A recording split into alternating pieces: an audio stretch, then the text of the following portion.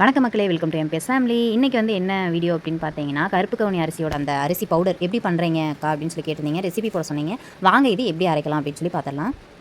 அதாவது கருப்பு கவுனி அரிசியை வந்து ஃபஸ்ட்டே லைட்டாக ஃப்ரை பண்ணி நான் ஃப்ரிட்ஜில் வந்து ஸ்டோர் பண்ணி தான் வச்சுருந்தேன். அதுலேருந்து ஒரு 4 கரண்டி வந்து எடுத்து போட்டுட்டு உள்ளே வந்து சீரகம் மக்கானா அப்படின்னு சொல்லிட்டு அதை வந்து ஒரு 10 கவுண்ட் பண்ணி உள்ளே போட்டுட்டு நல்லா வந்து நம்ம மைய அரைச்சிட்டு எடுத்துட்டோம்னா இந்த மாதிரி பவுடராக தான் இருக்கும். இதிலேருந்து ஒரு 3 ஸ்பூன் மட்டும் நம்ம எடுத்து போட்டு அளவாக தண்ணி ஊற்றி உப்பும் அதில் போட்டுட்டு நல்லா வந்து உங்களுக்கு வந்து கிளறி விடணும். நம்ம அரைச்சதை வந்து நம்ம நார்மலாக ஃப்ரிட்ஜில் வச்சு 1 வாரம் வரைக்கும் யூஸ் பண்ணலாம். 1 வாரத்துக்கு தகுந்த மாதிரி வந்து நம்ம அரைச்சி வந்து எடுத்து நம்ம வந்து ஃப்ரிட்ஜில் ஸ்டோர் பண்ணிக்கலாம். இல்லாட்டினா வண்டு விழுந்துடும்.